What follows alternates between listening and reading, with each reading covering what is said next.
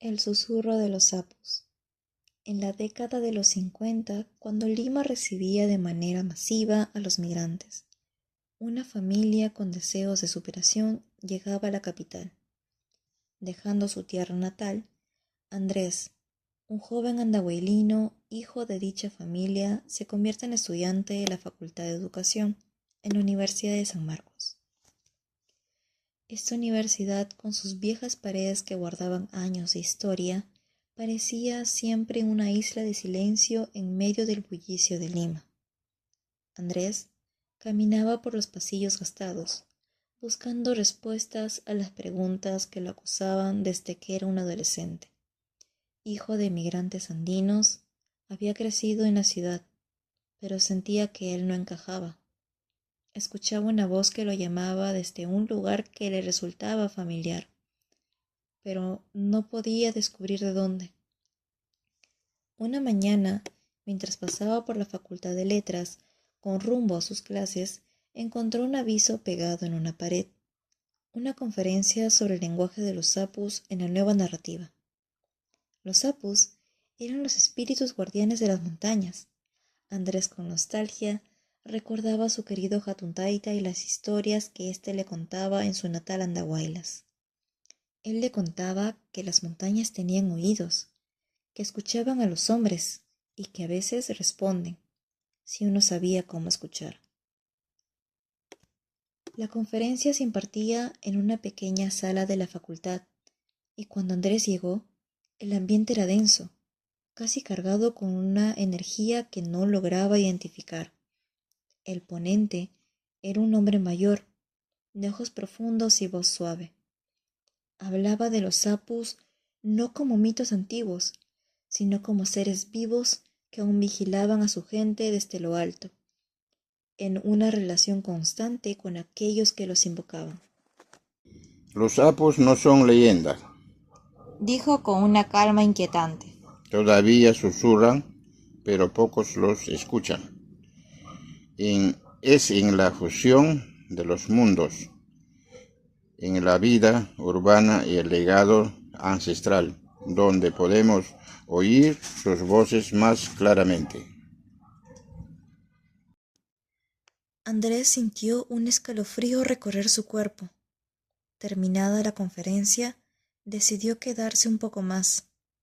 La sala se vació, excepto por el ponente, que seguía sentado, mirando un punto distante, perdido en sus pensamientos. Andrés se acercó tímidamente. Disculpe, ¿cree usted que los apus aún le hablan a los de la ciudad? El hombre lo miró fijamente, como si supiera más de Andrés de lo que él mismo entendía. Los sapos hablan siempre, Respondió. pero sus voces no siempre son palabras. A veces son viento, a veces sueños, a veces una presencia que no ves, pero sientes. Todo depende de qué tan abierto estén tus oídos y tu corazón. Andrés quedó encantado con esta respuesta. Por fin alguien lo entendía. Pero aún así, aquella respuesta solo logró generar más dudas. Sumergido en sus pensamientos, no supo en qué momento el ponente se retiraba. Disculpe, maestro, ¿me puede decir cuál es su nombre? El ponente cálidamente respondió. Mi nombre es José María Arguedas. ¿Tienes alguna duda? Aquella pregunta fue suficiente para que Andrés pueda expresar todas aquellas interrogantes sobre las historias que Hatun Taita siempre le contaba. Por su parte, Arguedas sintió empatía por aquel joven. De un momento a otro, ambos empezaron a compartir experiencias sobre lo difícil que había sido migrar y dejar atrás su amada Andahuaylas. Después de un café, el escritor se despidió diciendo: Hijo, ¿por qué persigues preguntas que ya tienen respuesta dentro de ti? Ñuqam llaqtaymanta ripukusaq maytapas. Llaqtaypas mana ripunqachu ñuqamanta.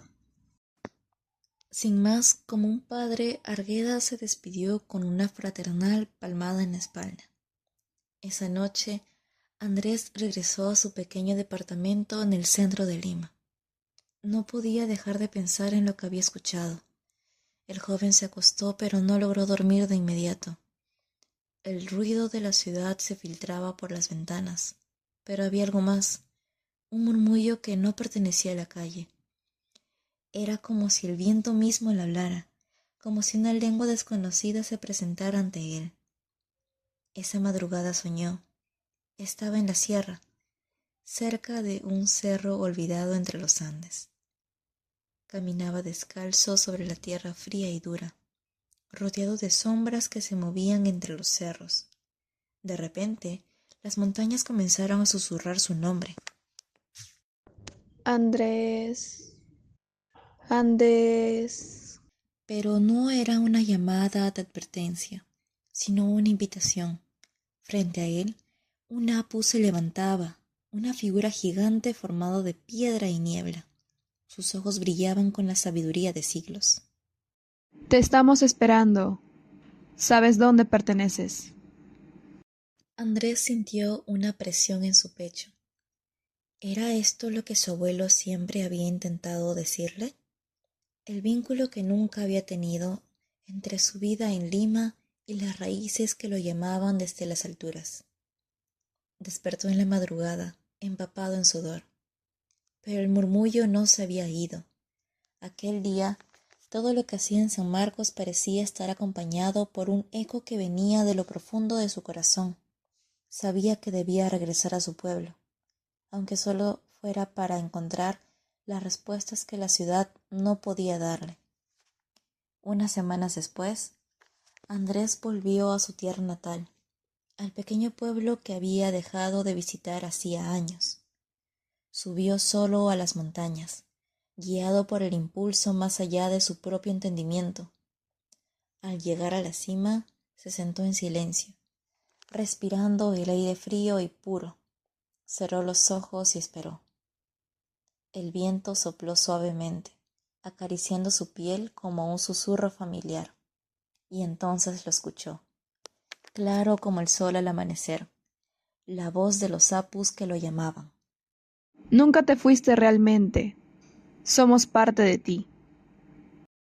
Es entonces que Andrés entendió aquellas palabras que el maestro Arguedas le dijo. Ahora sabe que, a pesar de la distancia, las montañas, las historias, siempre serán su hogar.